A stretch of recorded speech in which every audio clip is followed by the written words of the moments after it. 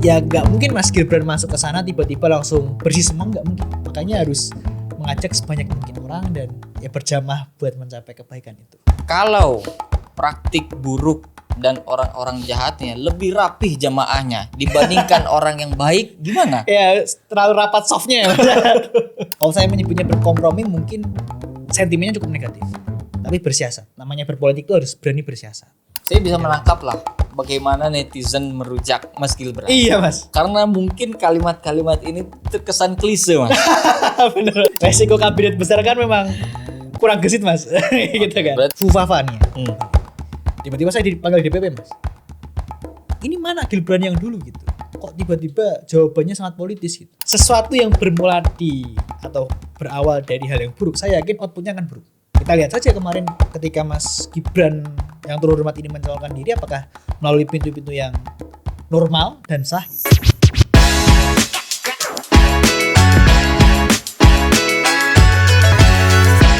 Bro Gibran. Halo Mas Sultan. Sehat Mas Gibran. Sehat dan semangat dan bahagia Mas. Terima kasih sudah hadir di generasi.co. Siap dengan senang hati Mas Sultan. Jadi gimana alumnus terburuk di UGM? Terburuk mungkin ya. Alumnus paling memalukan Mas. Oh paling memalukan ya. Iya. Sekarang aktif di mana Mas Gibran? Kemarin diminta untuk support di Partai Kebangkitan Bangsa Mas sebagai wakil PKB. ketua harian. Iya, wakil ketua harian. Sudah menjadi pengurus partai. Iya. Saya nanti akan masuk ke situ ya. Siap Mas Sultan. Tapi saya awalnya ini mau bertanya soal kenapa Mas Gibran BEM-nya ketika membuat baliho Jokowi Alumnus paling memalukan. alumnus paling memalukan tidak dibekukan. Itu Atau bisa cerita dulu deh, Iya. baliho itu bisa di sebelum saya membuat ide itu, saya punya banyak pertimbangan Mas. Saya yakin ini akan menjadi bom besar. sudah memperkirakan Mas. ramenya lah Iya ya. kan. Bom besar itu kan harus ada penjinaknya Mas. Kan nggak mungkin saya bikin bom tapi saya nggak punya pelindung apapun itu kan. Gitu. Akhirnya saya coba untuk konsultasi dengan UGM, dalam hal ini senior saya Mas Aris Sucipto, wakil rektor saat itu. Sampai saat ini wakil rektor bidang kemahasiswaan. 4 hari sebelum aksi. Mas, saya mau bikin aksi Mas.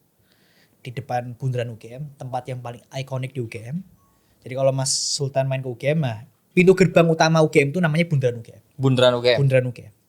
Dan sangat jarang ada diskusi atau aksi di sana sebelumnya. Mas, saya mau bikin aksi Mas. Mas Ari ya mau bikin aksi Mas. Soal konstitusi, nepotisme dan kolusi dan segala macam. Konstitusi yang rusak dan segala macam. Silakan Bran. Apa yang kamu butuhkan? Saya izinkan segala macam. Akhirnya ketika hari H memang sudah sangat disiapkan Mas. Jadi dari pihak keamanan kampus justru menjaga kegiatan kami biar aman. Kita disiapkan semacam tenda gitu Mas, kayak kacang yang besar itu buat diskusi karena saat itu hampir hujan juga kan. Dan kegiatan berjalan sangat lancar. Bahkan kalau saya tidak salah ingat acara itu sampai maghrib kita perpanjang sampai jam 9 Mas. Tanpa ada surat izin dan segala macam. Jadi kita cuman mau izin Mbak, kita mau perpanjang sampai jam 9. Ya silakan enggak apa-apa. Bahkan setelah itu kasus itu ramai, saya sama sekali tidak pernah dipanggil kampus untuk klarifikasi dan segala macam. Sama sekali, tidak pernah. Bahkan dari sekretaris universitas Pak Adi Sandi itu menyediakan safe house buat saya kalau semisal ada hal-hal yang tidak diinginkan gitu Mas. Bahkan salah satu kejadian uniknya adalah saat itu fakultas saya didatangi oleh oknum yang mengaku Intel. Dimintai biodata saya.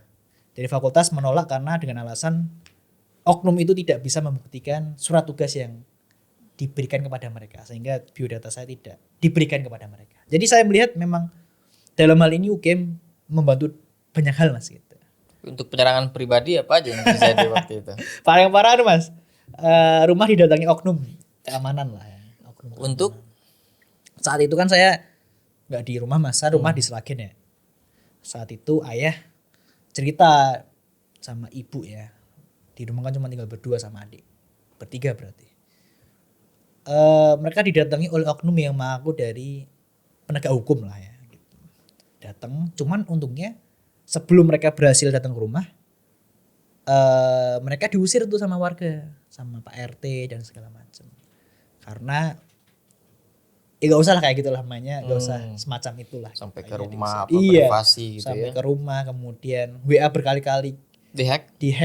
Hacknya aneh sih Mas, kadang akun saya tuh hilang dari WA. Jadi kalau kita buka WA kadang nggak ada akun kita gitu hilang selama sehari 2 hari tiba-tiba datang lagi.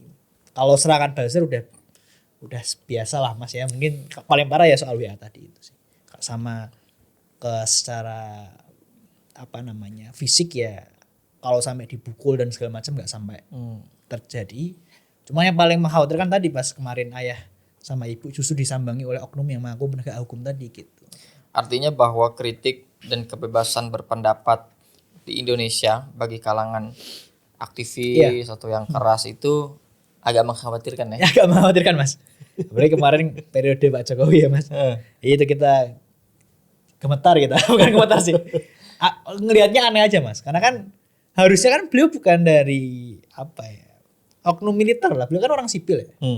Apalagi beliau sudah menjajaki jabatan struktural mulai dari wali kota, provinsi sampai nasional. Seharusnya beliau punya semangat untuk meningkatkan demokrasi. Dan jawab-jawab saya soal demokrasi ini bukan sekadar gimmick ya Mas, tapi angka loh. Karena saya sempat baca jurnalnya Freedom House. Indeks demokrasi kita memang mengalami penurunan. Meskipun angkanya nggak signifikan tapi mengalami penurunan. Di bagian apa kira-kira penurunannya? Karena ada beberapa indikator kan pas itu Freedom House. Lebih detailnya soal penyampaian pendapat berekspresi. Gitu. Itu yang menurun ketika 10 tahun terakhir gitu ya.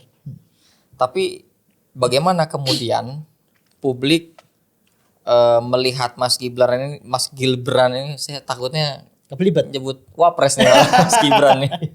Iya Mas, banyak yang bilang gitu Mas. Ini Mas Gibran bahkan sangat kencang untuk mengkritik pemerintahan Pak Jokowi, bahkan sampai tadi bikinin banner. Tapi pasca lulus tiba-tiba menjadi pengurus partai yang pendukung Pak Jokowi. Ini pertanyaannya sering sekali ditanyakan gitu. Pertama gini Mas Sultan. Alasan saya masuk ke Partai Kebangkitan Bangsa itu bukan hanya karena soal apa ya, like and dislike terhadap rezim tertentu ya. Tapi soal value-nya. Kalau kita melihat lebih untuk pilihan partai PKB-nya mungkin nanti akan lebih detail, tapi bagaimana kemudian transisi seorang aktivis yang begitu cepat berpolitik praktis. Ini kayak perlu belajar menarik dari Mas Sultan ini. Lalu saya belajar sama Sultan juga nih. Gini Mas Sultan, saya percaya bahwa perjuangan politik itu tidak hanya sekadar di jalanan ya, ekstra parlemen. Karena saya bisa klaim 5 tahun saya di kampus memang sangat rutin sekali turun ke jalan. Saya bisa anggap saya cukup sering lah ya gitu. Itu yang pertama. Yang kedua, ya tadi ada banyak jalan menuju Roma Mas Sultan. Ada orang yang memilih untuk menjadi LSM atau aktif di jalanan, pergerakan di jalan atau turun ke jalan ya dalam hal ini ya. Atau mereka yang fokus ke organisasi internasional dan segala macam. Ada juga yang memilih untuk berpartai politik. Karena tidak dapat kita pungkiri Mas, di Indonesia ini kanalisasi demokrasi itu lewat partai politik Mas. Program pengkaderan dan segala macam. Walaupun ada banyak orang yang beranggapan bahwa memang parpol ini perlu dibenahi. Iya, saya pun sepakat. Jadi kalau ditanya kenapa Mas Gibran sangat drastis, yang kemarin jabat ketua BEM bikin baliho alumnus paling memalukan tiba-tiba masuk partai PKB ya, yang dalam hal ini kemarin sempat masuk ke dalam kabinetnya Pak Jokowi. Sederhana Mas, karena saya percaya selain turun ke jalan ekstra parlemen, kondisi demokrasi kita bisa meningkat dengan ada banyak orang baik dan anak muda yang masuk ke dalam partai politik. Jadi saya justru tidak ingin mengambil kesempatan ini sendirian gitu.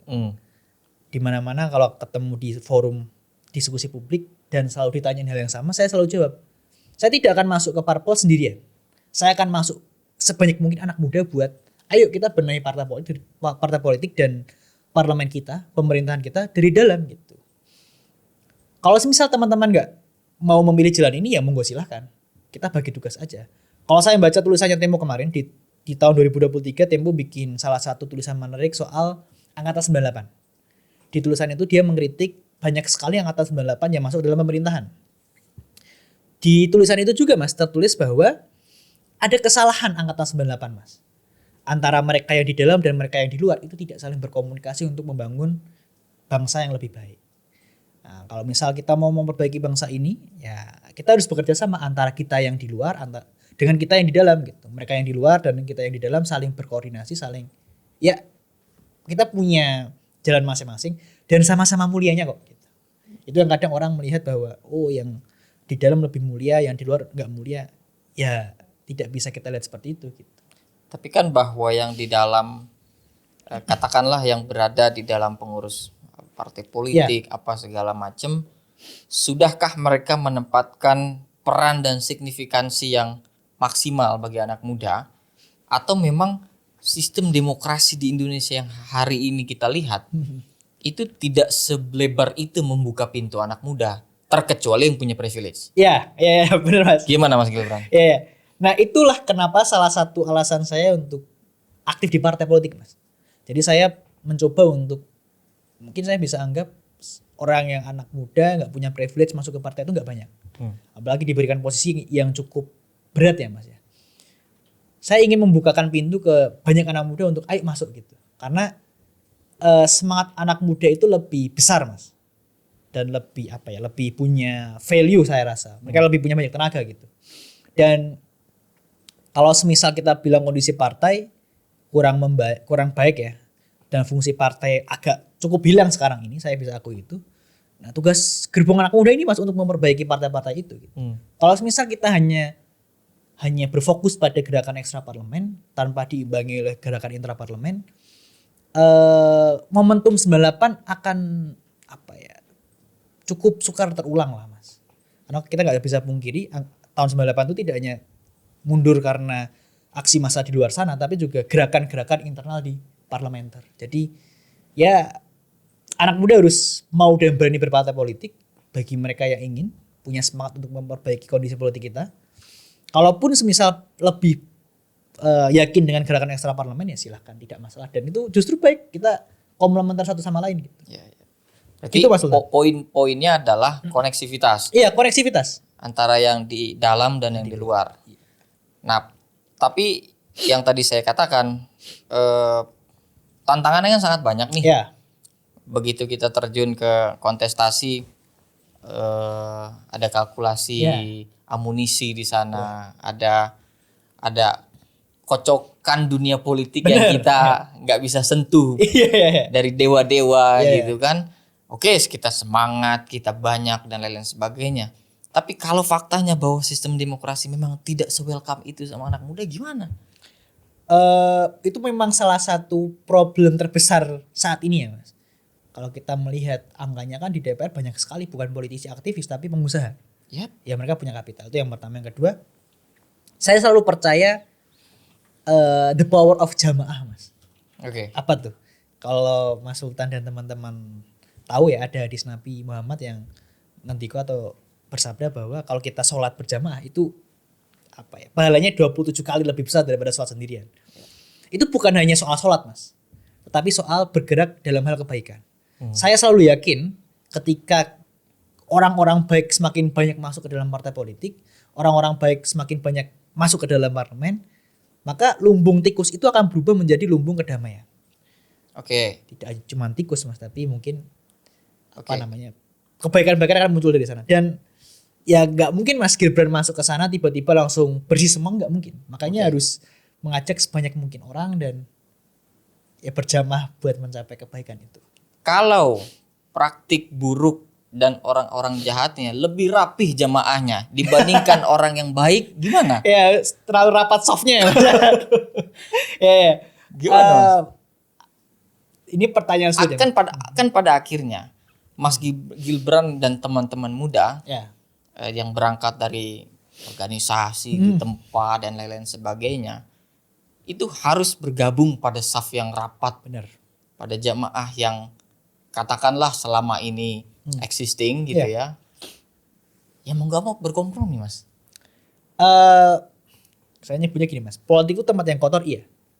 Tetapi kalau misal nggak ada pemulung yang mengambil kotoran-kotoran dan sampah-sampah itu, ya dunia nggak akan bersih gitu kan. Kalau karungnya juga kotor, justru itu Mas. Ketika kita mau masuk ke politik, mau nggak mau kita harus coba untuk berani bersiasat. Salah satu contohnya adalah kalau teman-teman tahu ada yang namanya sahabat Nabi Amr bin Al-As. Dia sangat pandai bersiasat. Namanya berpolitik itu harus siap bersiasat. Apakah itu berarti kita menggadaikan idealisme? Mungkin saya rasa itu debatable ya Mas. Ada banyak orang yang berdebat soal itu. Tapi kalau kita masuk ke politik yang punya power yang besar gitu kan, tergantung orang yang megang, the man behind the gun gitu kan, ya kita mau gak mau harus belajar untuk bersiasat. Kalau saya menyebutnya berkompromi mungkin sentimennya cukup negatif. tapi bersiasat. Namanya berpolitik itu harus berani bersiasat. Oke. Berarti kalau kosakatanya siasah, fikih siasah yang dipegang Mas Gibran ini apa? Ya. Kalau saya selalu menggaungkan Mas, politik rahmatan lil alamin. Waduh. Sesuai dengan tajuk PKB ya. Politik yang bermanfaat untuk seluruh umat, seluruh makhluk hidup. Tidak hanya soal manusia, soal golongan tertentu, tapi seluruh umat manusia dan seluruh makhluk di sana. Saya bisa menangkap lah bagaimana netizen merujak Mas Gibran. Iya Mas. Karena mungkin kalimat-kalimat ini terkesan klise Mas. Benar. Itu pun yang pada akhirnya menjadi pertanyaan saya juga. Apakah misalkan kalau saya suatu saat terjun ke politik praktis, itu signifikansi perubahannya terhadap lingkungan, lebih luas lagi bangsa dan negara itu apa? Nah Mas Gibran sudah melampaui pertanyaan itu dan terlibat di dalam PKB. Nah masuk, kenapa PKB Mas? Karena saya melihat gini Mas, saya kan bukan orang yang berasal dari kalangan Nahdliyin ya Mas ya. Bahkan kalau secara ritual keagamaan mungkin saya lebih dekat ke Muhammadiyah. Jadi alasan saya masuk ke PKB pertama bukan karena NU. Gitu kan. Yang pertama, yang kedua, alasan saya masuk ke PKB sederhana Mas. Karena saya melihat ternyata PKB itu punya value yang menarik. Kalau yang lain semangatnya di nasionalisme, kemudian di marhaenisme, di basisnya Islam dan segala macam, di PKB itu tadi Mas rahmatan lil alamin. Siapapun apapun wujudnya boleh masuk ke PKB. Semua partai juga ingin baik begitu. Cuman kalau kita melihat lebih dalam ya Mas ya, semangat Gus Durnya sangat besar di sana. Oke, berarti ada faktor Gus Durnya ya. Salah satunya itu ya. Yang kedua, dalam hal konteks saat ini, Caimin selaku ketua umum itu punya semangat yang cukup radikal Mas. Oke. Dalam hal menjadikan anak muda tidak hanya sebagai etalase, tidak hanya sebagai ornamen, tetapi sebagai penggerak motor penggerak partai politik. Kenapa saya bisa bilang gitu Mas? Caimin dan partainya berani untuk merekrut sekumpulan anak muda yang dari berbagai macam latar belakang. Ada komika, ada aktivis BEM yang nggak pernah sama sekali menyentuh ritual-ritual keagamaan Nahdliyin ya, yang sempat mengkritik Jokowi gitu kan. Harusnya orang-orang berpikir kenapa Caimin berani untuk merekrut orang yang dalam hal ini mengkritik Pak Jokowi secara keras itu.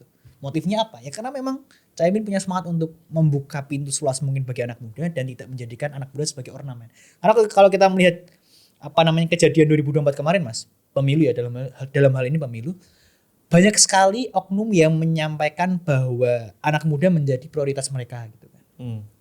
Anak muda itu jadi jualan yang paling mahal dan paling laku lah ya. Jadi selalu jadi materi kampanye lah. Iya Mas. Tapi mereka selalu nggak konkret dalam hal itu gitu. Partai mana yang secara konkret memasukkan anak muda sebagai pengurus harian, pengurus partai. Dan ini nggak sekadar sayap atau apa ya Mas, tapi DPP pengurus pusat. Dan kita diberikan kewenangan yang besar. Contohnya saya wakil ketua harian bidang pendidikan politik dan kaderisasi. Saya punya ide untuk menempatkan minimal 30% anak muda di seluruh DPC dan DPW PKB di seluruh Indonesia. Anak muda minimal 30%. Konkret Mas, jadi nggak ada kekelisian di sana. Kalau bilang anak muda dimasukkan ke dalam partai, angkanya berapa? Presentasinya berapa? Harus detail. Yang kedua, kita ingin mendekatkan partai dengan mereka yang aktif di luar parlemen Mas. Barusan 3 minggu atau 4 minggu yang kemarin lalu, PKB bikin yang namanya PKB Inside Hub Mas. Kita mendatangkan Ferry Amsari, Titi Anggraini buat diskusi soal demokrasi. Yang kita bisa klaim bahwa sedikit partai yang berani untuk mendatangkan narasumber untuk mengkritik mereka sendiri. Partai mereka sendiri. Dan di sana kita dikritik habis-habisan. Kenapa Caimin masuk ke partai, masuk ke kabinet, kenapa PKB enggak tegas dalam menentukan sikap.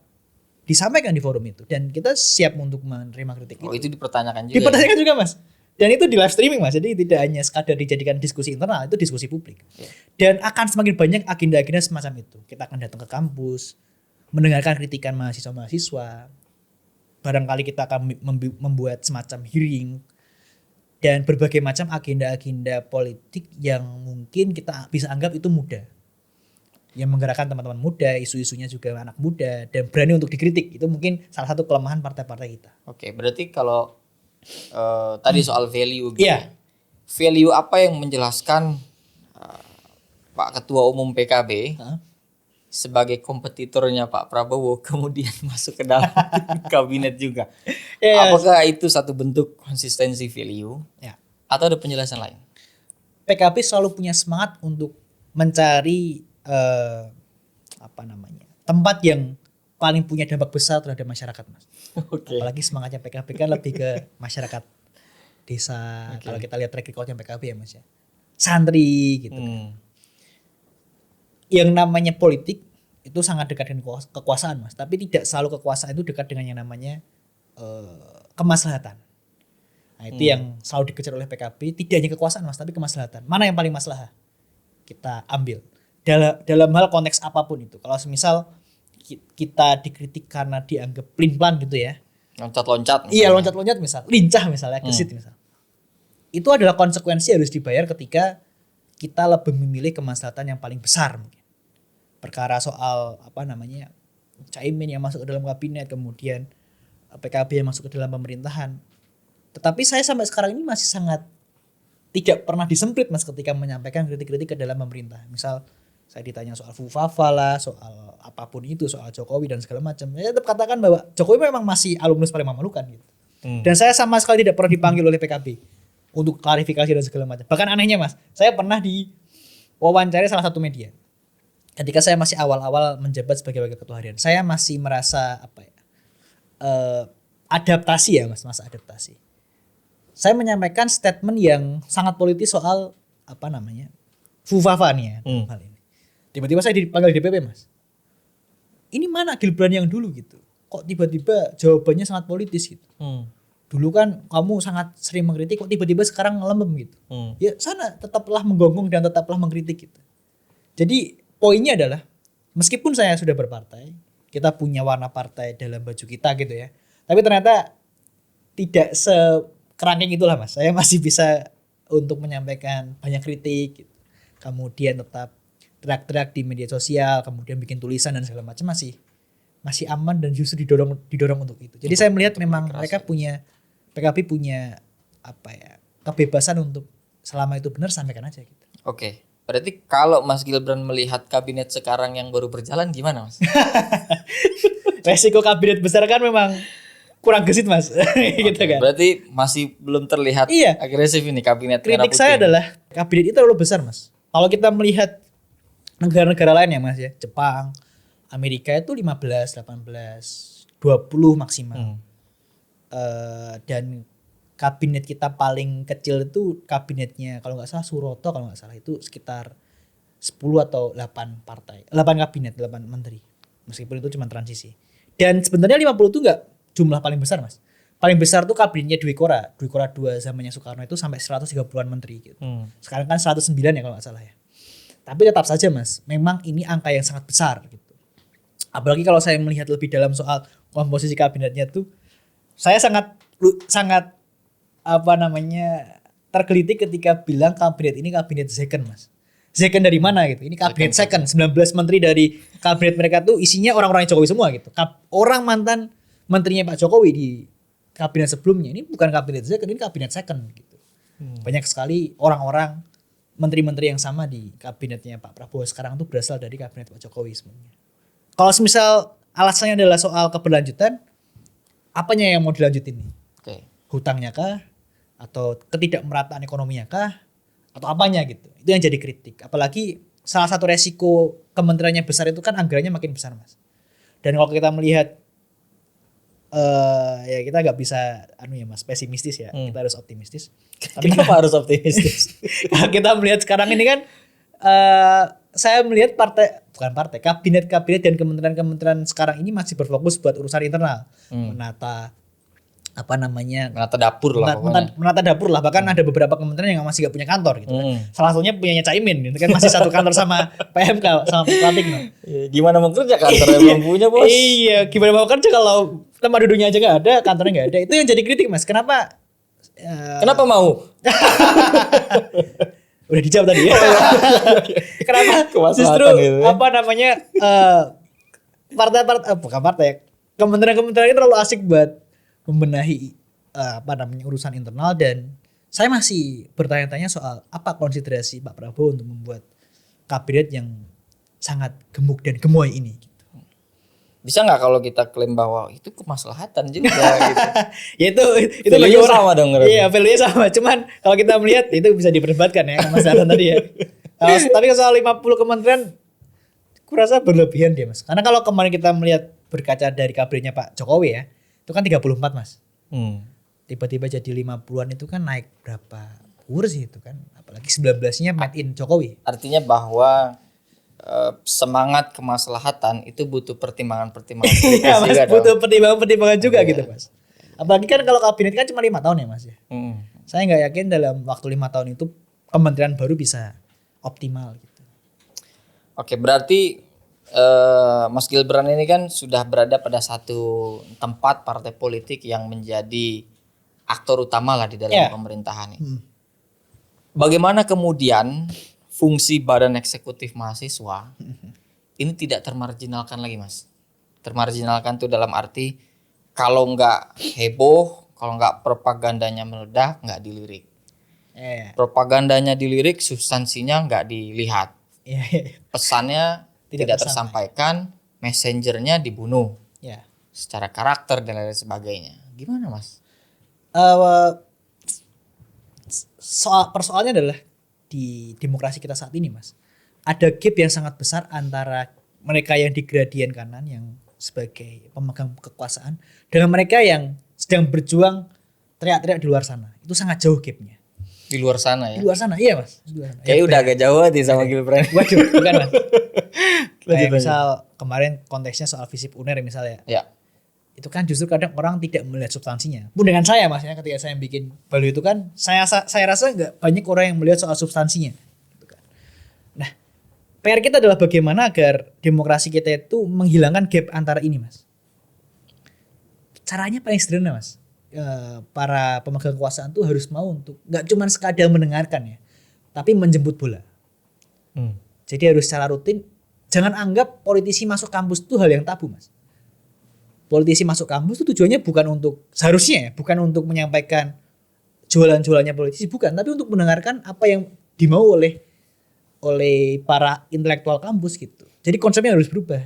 Berarti selama ini politisi belum masuk kampus tapi politik sudah terjerembab dalam kampus. Iya Mas, benar Mas. Jadi sekarang saat ini kondisinya tuh politisi masuk kampus, tetapi bukan untuk memborong masalah gitu. Tetapi justru untuk menjual barang-barang yang dibawa oleh para politisi ini. Kita sangat jarang sekali melihat politisi itu datang ke kampus kosongan ya, artinya datang untuk siap mendengarkan masalah, tapi seringnya datang untuk memberikan kampanye, janji-janji gitu. Nah itu yang coba-coba kita garap di PKB ya Mas ya. Kita berencana untuk datang ke banyak kampus bukan untuk menyampaikan program-programnya PKB, tapi untuk apa sih masalah yang sekarang terjadi di grassroots gitu. Belanja masalah Mas. Ini yang jadi kesalahan partai ya. Nggak cuma PKB tapi banyak partai. Adalah soal bahwa para politisi ini jarang melihat dirinya sebagai hamba gitu. Tapi justru menjadi penguasa, datang hanya untuk menyampaikan gagasan yang kadang kurang tepat gitu kan. Karena kan seharusnya kan gagasan itu muncul ketika kita mendengarkan masalah Mas. Ketika kita nggak tahu masalahnya apa, gagasannya sangat sering meleset gitu. Itu yang jadi soal. Jadi kalau ditanya gimana caranya agar BEM atau aktivis mahasiswa atau mereka yang aktif di luar itu tidak termarginalkan, ya para politisi harus berani untuk menjemput bola gitu. Dan PKB siap untuk itu, menjemput bola duluan. Meskipun resikonya dikritik, oh ini partai masuk kampus bawa barang atau bawa jualan, bawa janji-janji kampanye, itu resiko Mas. Karena memang stigma yang udah muncul dari sejak dulu itu memang partai sangat kotor gitu.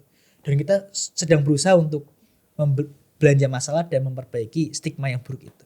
Kita harus berani untuk menjemput bola. Oke. Kalau misalkan katakanlah partainya sudah ingin kemudian menjemput bola ke kampus, sudahkah mahasiswanya itu punya mental untuk mengkritisi?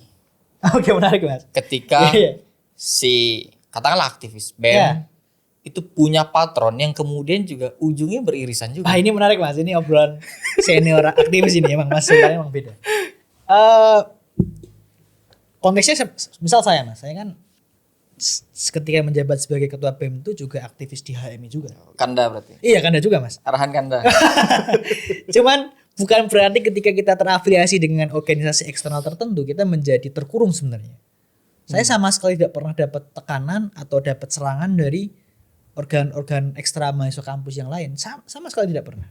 Jadi buat teman-teman yang aktif di organisasi kampus dan punya afiliasi ke salah satu organisasi eksternal, jangan khawatir. Sama sekali tidak ada kekhawatiran untuk atau tekanan ketika teman-teman sebenarnya bersuara, sama sekali nggak ada. Jadi itu kan pengalaman pribadi, ya kan? Iya Mas. Tapi memang salah satu kalau saya ngobrol dengan teman-teman kampus yang lain ya, memang beberapa ada, Mas. Cuman poinnya adalah ketika teman-teman berani mengkritik ya, bisa saya jamin Mas, kemaslahatannya akan semakin besar. Apapun bentuknya ya Mas ya. Entah itu mulai dari pahala dan segala macam, atau mungkin soal keteguhan diri. Saya yakin kalau teman-teman menyampaikan kebenaran, ada bonus-bonus yang teman-teman dapat mungkin di akhir nanti gitu. Apapun itu. Jadi buat teman-teman yang aktif di kampus, jangan takut untuk menyampaikan kebenaran. Oke, taruhlah itu tidak menjadi masalah ketika sekalipun ada patron di ekstra, organ ekstra dan lain sebagainya, nggak ada masalah juga. Tapi dari si mahasiswanya juga sudah tidak tertarik untuk menantang ide, karena ya sudah apatis, sudah malas juga, kegairahan berorganisasi juga kita melihat di kampus itu ada tren penurunan. Ini sebenarnya ceritanya panjang ya Mas. Kalau kita melihat keapatisan teman-teman mahasiswa itu ya. Cuman harapan itu muncul Mas kemarin sebenarnya ketika aksi RUU Pilkada. Itu sangat besar saya rasa. Bahkan sama besarnya dengan reformasi di korupsinya Mas Sultan. 2019. Saya bisa anggap itu sama. Teman-teman lah, bukan saya. Teman-teman. Sangat besarnya Mas. Dan kalau dibilang minat organisasi menurun, iya. Cuman tidak sama sekali Mas. Bukan habis sama sekali, bukan. Masih ada mereka yang aktif. Ya buktinya kemarin Visip Unar bikin, kalau dalam bahasa Jawa tuh ontran-ontran, bikin keramaian, kritik dan segala macam, masih ada. Jadi tren-tren semacam itu harus selalu digaungkan gitu ya. Dan mereka yang berani bersuara tuh jangan sampai dibunuh atau dimatikan karakternya gitu. Karena salah satu cara mematikan demokrasi itu adalah dengan membunuh si messengersnya. Jadi kill the messengers, membunuh sang penyampai pesan. Jadi kalau ditanya terus gimana kalau misal banyak mahasiswa yang sekarang apatis gitu, ya harus semakin banyak orang-orang seperti Mas Sultan dan teman-teman yang lain yang berani bersuara gitu. Dan mereka harus diberikan ruang dan tempat gitu. Karena salah satu alasan kenapa mereka apatis adalah, pertama mereka gak melihat keuntungan material, yang kedua mereka takut dimatikan karakternya. Banyak Mas teman-teman mahasiswa tuh yang sebenarnya, atau bahkan organisasinya nggak relevan dengan perkembangan zaman. Salah satu itunya Mas, salah satu trouble-nya adalah ada banyak kondisi di mana organisasi itu mulai berubah gitu ya. Shifting lah saya nyebutnya. Dan organisasi itu harus siap untuk menerima itu. Kalau misal teman-teman, ini saya bukan berarti mengkerdilkan gerakan di jalan ya Mas. Tapi harus seimbang antara gerakan turun ke jalan dengan, kalau sekarang kan teman-teman aktifnya di TikTok ya. Di TikTok media itu juga harus aktif, bikin video propaganda yang lucu-lucu. Kemudian bikin video propaganda yang asik. Gak melulu soal keras-keras ya Mas ya. Tapi juga bikin parodi, bikin karikatur. Kurasa itu jadi salah satu cara untuk menggait ketertarikan anak muda gitu. Salah satunya adalah ketika kemarin RUU Pilkada ya Mas ya. Saya nyebutnya FOMO activism. FOMO activism. Oke, FOMO activism. Kenapa? Karena kenapa aksi RUU Pilkada kemarin tuh ramai sekali gitu ya, yang turun ke jalan. Bahkan di Jogja itu sepanjang jalan Malioboro itu full. Karena sebelum aksi itu muncul yang namanya itu Mas, peringatan darurat. Yang di postingan yang warna biru-biru itu kan sangat viral itu. Angkatan kita Mas, angkatan generasi kita itu sangat FOMO orangnya. Jadi ketika melihat teman yang lain itu ngeposting, nge-repost story, itu mereka FOMO. Dan selepas mereka nge-repost, gak mungkin dong mereka nge-repost doang, mereka gengsi kalau gak turun ke jalan juga. Nah, semangatnya harus diubah Mas. Yang semula untuk menegakkan keadilan, kemudian bersuara lantang, awalnya harus ada pantikan. FOMO aktivisme itu kurasa jadi salah satu pintu masuk untuk menggairahkan semangat untuk bergerak. Baru mungkin kemudian ketika mereka bergerak, mereka punya first experience, pengalaman pertama mereka turun ke jalan dan ternyata mereka ketagihan, siapa tahu gitu. Jadi angkatan kita memang unik, harus berani untuk shifting ke digital. Dan memang benar Mas, organisasi kita harus berani untuk shifting juga. Jangan sampai mereka terkurung hanya dengan ide-ide konvensional dan tua gitu kan, harus berani untuk geser ke bikin propaganda yang semenarik mungkin gitu agar FOMO aktivisme itu muncul. Nah, baru kemudian muncullah intellectual activism. Setelah mereka FOMO, mereka punya first experience di turun ke jalan, mereka akhirnya terpapar dengan gerakan, akhirnya mereka ketagihan gitu. Dari yang FOMO iya, tadi Mas. ya. Angkatan kita emang unik. Kita harus akui itu. Itu dia, makanya sebetulnya kalau secara program atau isu kita nggak perlulah meragukan. Benar, Mas. Generasi kita nih begitu, ada yang tiba-tiba menyentil apa gitu kan langsung. Tapi fakta bahwa bagaimana rekrutmen organisasi mengalami tantangan, bagaimana ketertarikan mahasiswa itu jauh menurun, mendingan ikut yang real, ada peningkatan soft skill, ada hard skill di luar, apa dia ikut terlibat ke sana karena memang mungkin ya organisasi kita masih terjebak pada budaya-budaya laten yang lama ya, Mas, old ya. Apa gak ada manfaat kadang-kadang. Iya, Pak. Iya. Gimana Mas Gilbran? Apalagi angkatan kita kan sekarang tadi sangat melihat sesuatu itu berdasarkan nilai material ya kan. Makanya kemarin kalau teman-teman perhatikan di kampus itu sangat digandrung ya kegiatan magang, kemudian MSIP dan segala macam. Apakah itu salah? Enggak. Saya bahkan ikut juga, Mas. Cuman jangan sampai ketika teman-teman tertarik dengan kegiatan magang, teman-teman melupakan fungsi mahasiswa sesungguhnya. Di dalam perguruan tinggi itu kan salah satunya fungsi sosial. Apa gunanya teman-teman dengan mereka yang bekerja buat nyari duit padahal fungsinya berbeda gitu. Kalau nyari makan, kambingmu nyari makan gitu. Ya. Apa bedanya teman-teman dengan kambing gitu kalau hanya sekadar mencari makan. Kerja pun kebo juga bekerja gitu. Benar, Mas. Terakhir deh Mas Gilbran, ini prediksi kolaborasi Pak Prabowo dengan Mas Gibran ini gimana? Emang susah, Mas. Kalau lahir dari konstitusi yang haram itu emang susah, Mas. Berarti pendapat Mas Gilbran soal wapres terpilih ini gini, Mas. masih sama. Sesuatu yang bermula atau berawal dari hal yang buruk, saya yakin outputnya akan buruk. Kita lihat saja kemarin ketika Mas Gibran yang turun hormat ini mencalonkan diri, apakah melalui pintu-pintu yang normal dan sah gitu. Saya rasa Mas Sultan dan teman-teman bisa menjawab. Dan saya yakin nanti outputnya akan jelek, akan buruk. Karena diawali dengan sesuatu yang buruk pula. Saya justru kasihan sama Pak Prabowo malah. Gitu. Kenapa kasihan nih? Ya mungkin prestasi-prestasi beliau kelak yang kedepannya akan ternodai oleh produk yang tidak halal ini, Mas. Produk yang tidak halal. Iya, berarti harus disertifikasi, Mas. Harus disertifikasi, Mas. Gilbran, terima kasih. Siap, Mas. Semoga agenda-agenda perbaikan demokrasi kita terus berlanjut. Siap, Mas. Dan terus yakinkan publik bahwa Mas Gilbran ini mungkin tidak menjadi bagian dari yang merusak. Iya, siap. Mas. Sekali lagi terima kasih Mas Gilbran. Siap, Mas Sultan. Kita ketemu di episode berikutnya. Sampai jumpa, teman-teman.